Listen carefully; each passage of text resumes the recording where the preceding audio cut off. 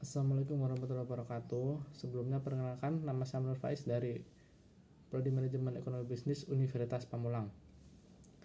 Dengan dosen pengampu Bapak Rudi Sajaya, Sarjana Ekonomi Magister Manajemen. Pada kesempatan kali ini saya akan mempresentasikan materi mengenai konsep perilaku keuangan. Jadi langsung masuk ke pengertiannya aja. Konsep perilaku keuangan secara singkat adalah studi tentang bagaimana faktor psikologis, sosial, dan emosional mempengaruhi keputusan keuangan individu dan organisasi. Pendekatan ini mengakui bahwa manusia tidak selalu rasional dalam membuat keputusan keuangan dan seringkali dipengaruhi oleh bias kognitif dan emosi. Untuk indikatornya ada 3. Yang pertama ada konsumsi. Pengeluaran untuk barang dan jasa yang menunjukkan bagaimana seseorang mengelola keuangan melalui aktivitas konsumsinya. Lalu yang kedua ada manajemen arus kas, kemampuan untuk menyeimbangkan pemasukan dan pengeluaran. Lalu ada tabungan dan investasi, tindakan menyisihkan pendapatan untuk kebutuhan masa depan dan menginvestasikan dana untuk mencapai tujuan keuangan jangka panjang. Lalu ada beberapa faktor yang mempengaruhi perilaku keuangan. Ada faktor psikologis, ini terkait emosi, kepercayaan diri, dan ketakutan mempengaruhi keputusan keuangan. Yang kedua ada faktor sosial dan budaya, norma sosial, pengaruh keluarga dan lingkungan sekitar membentuk kebiasaan keuangan. Yang ketiga ada faktor ekonomi, kondisi ekonomi, inflasi, pendapatan, dan akses terhadap informasi finansial mempengaruhi keputusan finansial.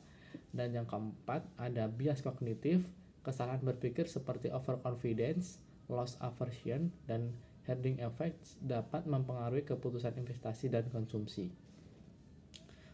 Dalam bias dan emosi mempengaruhi keputusan keuangan, bias dan emosi mempengaruhi keputusan keuangan dengan cara signifikan. Bias kognitif seperti overconfidence membuat individu terlalu yakin pada kemampuan mereka, sehingga mengabaikan risiko atau informasi penting lainnya. Lalu ada emosi, seperti ketakutan, dapat mendorong investor menjual aset saat pasar turun, meskipun itu mungkin bukan langkah terbaik. Oleh karena itu, memahami dan mengelola bias secara emosi ini penting untuk pengambilan keputusan keuangan yang lebih rasional dan terinformasi. Lalu ada beberapa dampak perilaku keuangan, ada dampak positif dan dampak negatifnya. Dari dampak positif, pengelolaan keuangan yang baik membantu seseorang merencanakan keuangan dengan bijak. Lalu ada investasi yang tepat, menghindari risiko berlebihan dan memilih instrumen investasi yang sesuai. Lalu yang ketiga ada stabilitas keuangan, mampu mengontrol pengeluaran dan menabung untuk masa depan.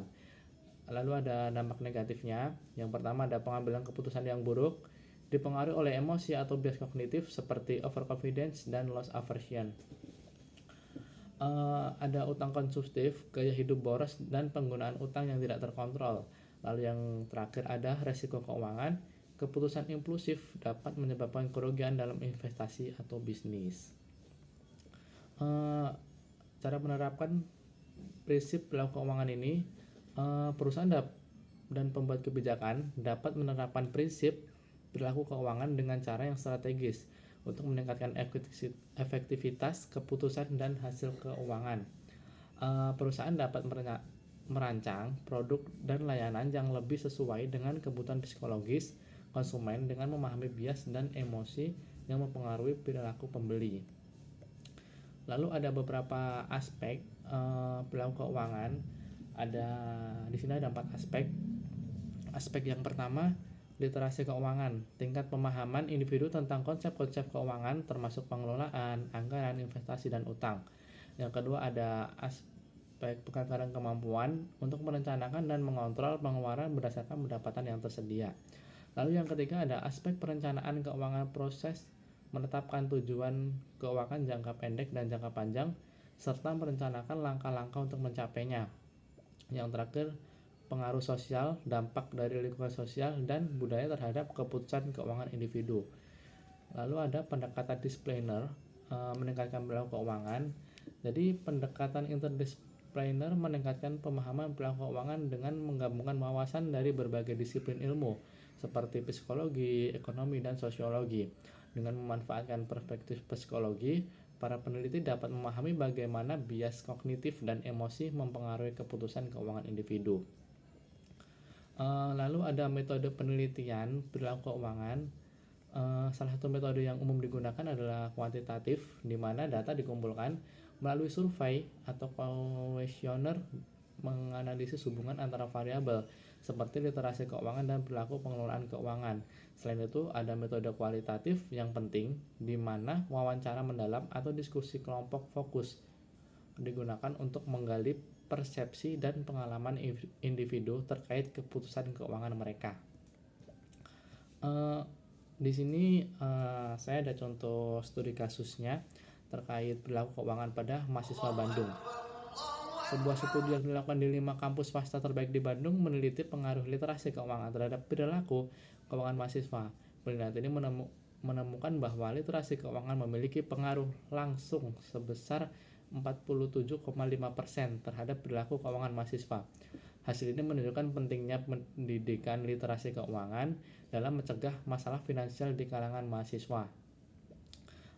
Lalu dengan banyaknya apa yang sudah saya jelasin tadi, dapat disimpulkan perilaku keuangan sangat penting karena memberikan pemahaman mendalam tentang bagaimana faktor psikologis, emosional, dan sosial mempengaruhi pengambilan keputusan keuangan individu, perusahaan, dan pembuat kebijakan. Pendekatan interdisipliner yang menggabungkan wawasan dari psikologi, ekonomi, dan sosiologi memungkinkan para peneliti untuk mengembangkan model yang lebih komprehensif dan relevan tentang perilaku keuangan. Mungkin cukup sekian presentasi yang bisa saya sampaikan. Apabila ada kekurangan, mohon dimaafkan. Wassalamualaikum warahmatullahi wabarakatuh.